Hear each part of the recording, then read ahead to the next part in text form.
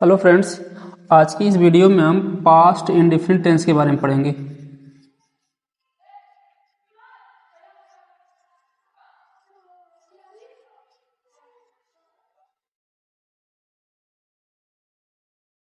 सबसे पहले हम इसका पहचान जानेंगे कि पास्ट इंडेफिनिट टेंस को हम कैसे पहचानते हैं। इसकी पहचान होती है, इस वाक्य के अंत में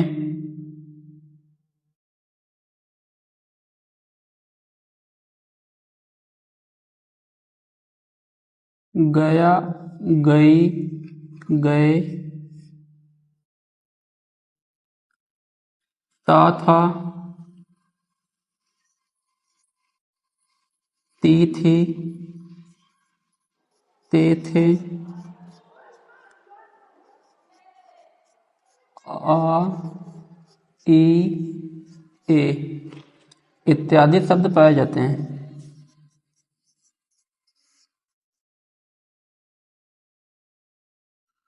इत्यादि शब्द पाए जाते हैं।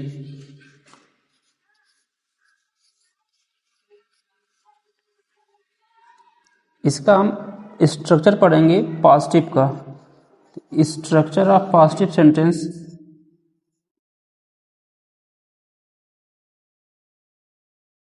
स्ट्रक्चर ऑफ पॉजिटिव सेंटेंस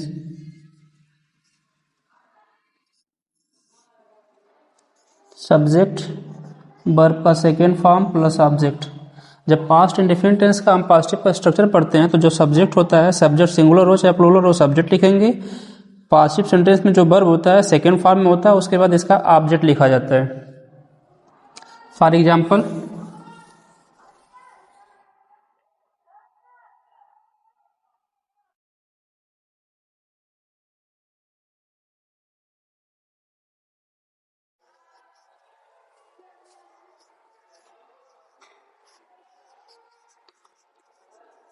तुमने अपनी माँ को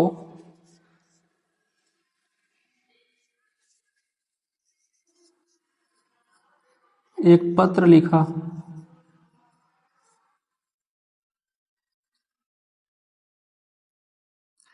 अपनी माँ को पत्र किसने लिखा? तुमने। ये सब्जेक्ट हो गया। तुमने क्या किया? लिखा।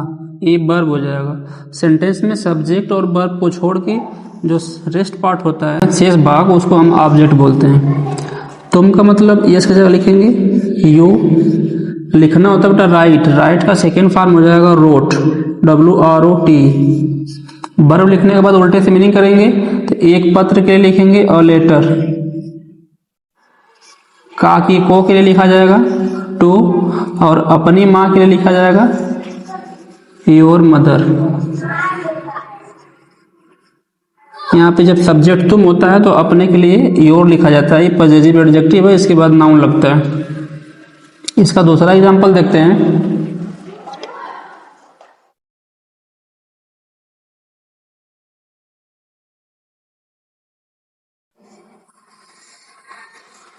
हम तुम्हारे साथ कल बस से आगरा गए।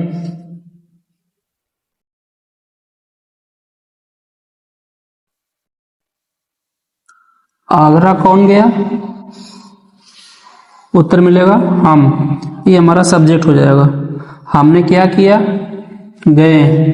ये हमारा वर्ब हो जाएगा। सेंटेंस में सब्जेक्ट और वर्ब को छोड़ के जो शेष पार्ट होता है उसको ऑब्जेक्ट बोलते हैं। तो ये पूरा पार्ट हमारा हो गया ऑब्जेक्ट। हम का मतलब होता है बेटा वी। अब जाना होता है गो, मतलब गो का सेकेंड फॉर्म हो जाएगा वेंट। वर्ब लिखने के बाद उल्टे से मीनिंग करेंगे टू आगरा। बस से लिखा है तो जब किसी साधन से हम एक जगह से दूसरे जगह जाते हैं तो जो से लिखा होता है उसके लिए हम लिखते हैं बाई। बस के लिए लिखेंगे बस। तुम्हारे साथ विथ यू। जो कल है उसको लास्ट में लिखेंगे यस्टरडे। पास्ट टेंस में कल के लिए यस्टरडे लिखा जाता है। अब हम इसका नेगेटिव का स्ट्रक्चर पढ़ेंगे।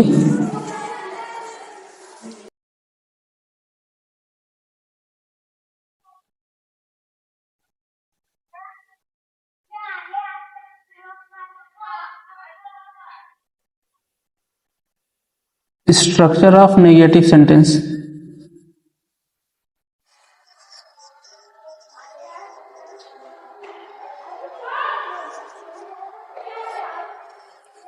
Structure of negative sentence.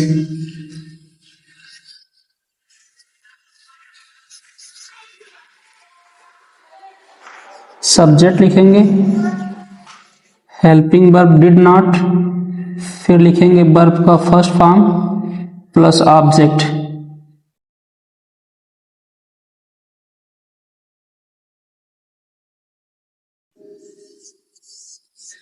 ये नहीं के लिए है। अगर हिंदी सेंटेंस में अगर नहीं लिखा होगा तो सब्जेक्ट लिखेंगे, सब्जेक्ट चाहे सिंगुलर हो चाहे प्लूरल हो, दोनों के लिए हेल्पिंग वर्ब लिखेंगे डिड नॉट, फिर वर्ब का फर्स्ट फॉर्म, उसके बाद ऑब्जेक्ट। अगर हिंदी सेंटेंस में कहीं कभी नहीं लिख देगा तो उसके लिए दूसरा रूल अप्लाई करेंगे।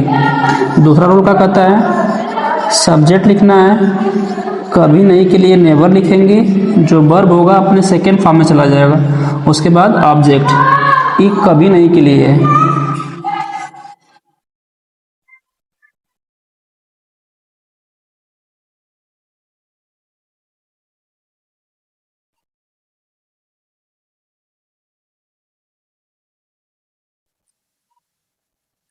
जैसे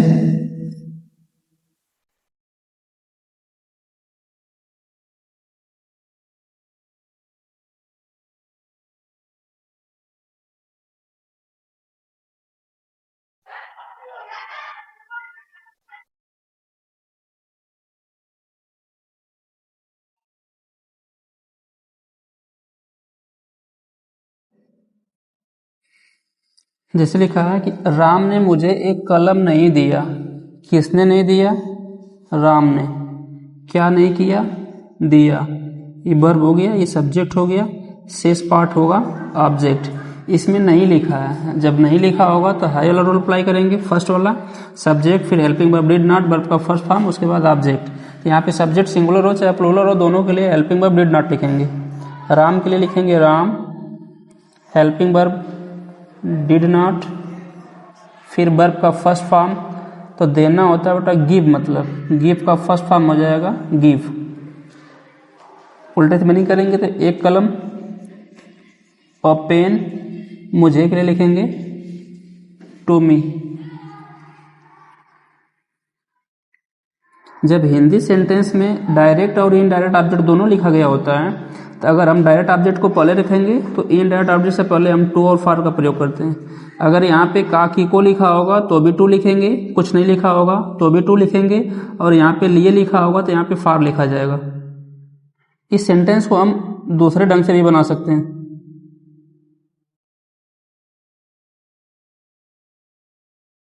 Ram did not give. Indirect object को पहले कर लेते हैं, डायरेक्ट ऑब्जेक्ट को बाद में कर लेंगे। मी को पहले कर लेंगे और पेन को लास्ट में कर लेते हैं। और पेन जब डायरेक्ट ऑब्जेक्ट को बाद में लिखते हैं तो उससे पहले टू और फॉर का प्रयोग नहीं करा जाता है, लेकिन इनडायरेक्ट ऑब्जेक्ट को अगर हम पहले लिखेंगे तो उससे पहले टू और फॉर का प्रयोग किया जाता है। इसका दूसरा एग्जाम्पल देखते हैं।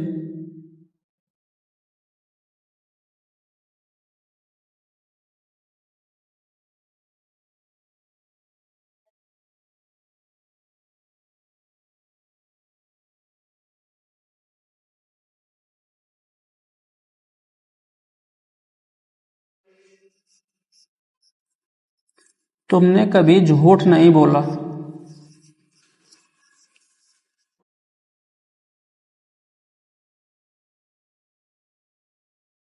एक सेंटेंस लिखा है कि तुमने कभी झूठ नहीं बोला, इसमें कभी नहीं लिखा है, तो कभी नहीं लिखा होगा तो सबसे पहले सब्जेक्ट लिखेंगे। सब्जेक्ट किसने झूठ नहीं बोला, तुमने। तुमने क्या नहीं किया, बोला। झूठ इसका ऑब्जेक्ट हो जाएगा। तो तुमने का मतलब होता है यू, बोलना। अब कभी नहीं में जो वर्ब होता है, कभी नहीं के लिए नेवर लिखेंगे हम। नेवर के साथ जो वर्ब होता है बी पावर टू में चला जाएगा पास्ट एंड डिफिनिट टेंस में। तो बोलना होता है टेल, मतलब टेल का सेकेंड फॉर्म हो जाएगा टोल्ड। और झूठ के लिए लिखा जाता है और लाई। उसके बाद लगा लेंगे फुल स्टॉप। अब हम इसका इंट्रोगेटिव का स्ट्रक्चर पढ़ेंगे, पास्ट इंडेफिनिट का इंट्रोगेटिव का structure.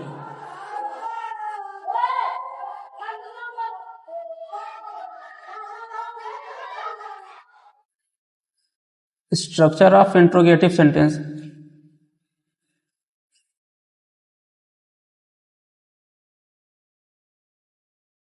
Structure of interrogative sentence.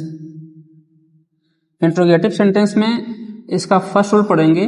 अगर हिंदी सेंटेंस की स्टार्टिंग क्या से होती है, अगर हिंदी सेंटेंस की स्टार्टिंग क्या से होगी तो सब्जेक्ट के हिसाब से हम सबसे पहले हेल्पिंग वर्ब डिड लिखेंगे, उसके बाद सब्जेक्ट लिखेंगे।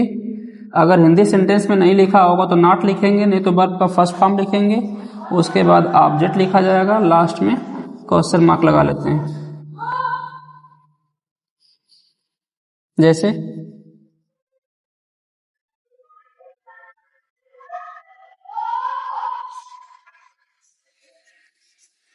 क्या मैंने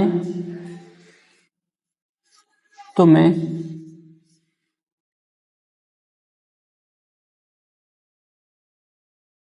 अंग्रेजी पढ़ाया?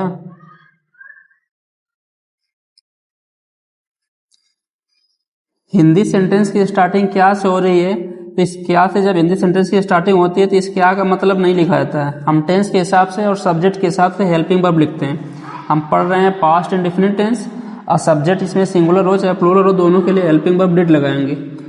सब्जेक्ट है मैंने, पढ़ाना इसका हो जाएगा वर्ब, तो मैं अंग्रेजी इसका ऑब्जेक्ट हो जाएगा। तो सबसे पहले हम सब्जेक्ट हेल्पिंग वर्ब लिखेंगे सब्जेक्ट के हिसाब से डिड। मैंने ये इसकी जगह लिखा जाएगा, मैंने का मतलब होता है आई, फिर रूल में नॉट लिखा है लेकिन हिंदी सेंटेंस में कहीं नॉट लिखा नहीं है, नॉट को ड्रॉप कर देंगे, वर्ब का फर्स्ट फॉर्म लिखेंगे। पढ़ाना होता है टीच, मतलब टीच का फर्स्ट फॉर्म हो जाएगा टीच। अंग्रेजी के लिए लिखेंगे इंग्लिश, ENGLISH। तुम्हें के लिए लिखेंगे बेटा टू यू, लास्ट में लगा लेंगे क्वेश्चन मार्क।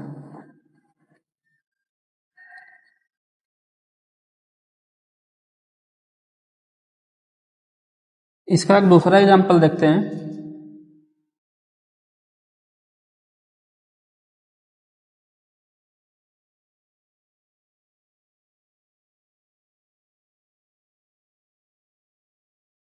क्या उसने मुझे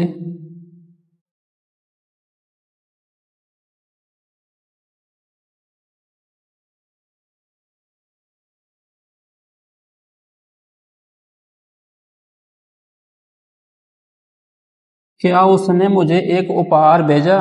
किसने भेजा? उसने। क्या किया? भेजा। ये सब्जेक्ट हो गया, ये वर्ब हो गया। शेष पार्ट जो होता है सेंटेंस का उसको ऑब्जेक्ट बोलते हैं। क्या से स्टार्ट हो रहा है तो क्या का मतलब लिखना नहीं है, सब्जेक्ट के हिसाब से हेल्पिंग वर्ब हमको लिखना है डिड। सिंगुलर हो सब्जेक्ट चाहे प्लूरल हो, दोनों के लिए हेल्पिंग वर्ब डिड लिखेंगे। उसने का मतलब होता है ही। फिर भेजना होता है सेंड, सेंड का फर्स्ट फॉर्म हो जाएगा सेंड। एक उपहार के लिए लिखेंगे अ प्रेजेंट, PRESENT। अब मुझे के लिए लिखेंगे टू मी, उसके बाद लगा लेंगे क्वेश्चन मार्क। अगर हिंदी सेंटेंस में क्वेश्चन वर्ड सेंटेंस के बीच में लिखा हो, जो क्वेश्चन वर्ड की संख्या हम पीछे बता चुके हैं, 11 संख्या होती है इसकी। अगर क्वेश्चन वर्ड हिंदी सेंटेंस के बीच में लिखा होगा तो सबसे पहले उसको WH के स्थान पर लिखेंगे, फिर सब्जेक्ट के हिसाब से हेल्पिंग वर्ब डिड, फिर सब्जेक्ट हिंदी सेंटेंस में नहीं लिखा होगा तो नॉट लिखेंगे, फिर वर्ब का फर्स्ट फॉर्म लिखा जाएगा, फिर ऑब्जेक्ट लिखेंगे और लास्ट में लगा लेंगे क्वेश्चन मार्क। जैसे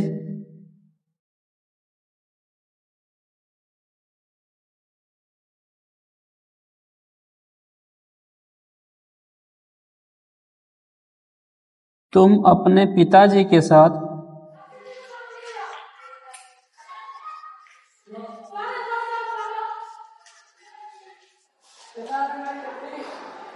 कल कहाँ गए थे?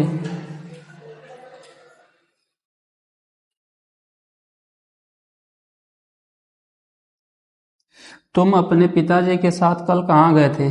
कौन गया था? तुम, सब्जेक्ट हो गया। क्या किए थे? गए थे, ये वर्ब हो जाएगा। अपने पिताजी के साथ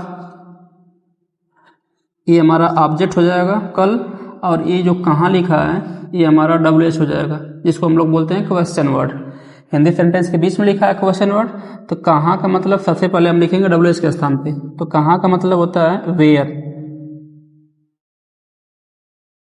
हेल्पिंग वर्ब लिख लेंगे डिड, फिर सब्जेक्ट तुम का मतलब होता है यू, फिर नॉट लिखा है लेकिन हिंदी सेंटेंस में नहीं लिखा है, तो नॉट को यहाँ पे ड्रॉप करेंगे, वर्ब का फर्स्ट फॉर्म लिखेंगे। जाना होता है गो का फर्स्ट फॉर्म हो जाएगा गो।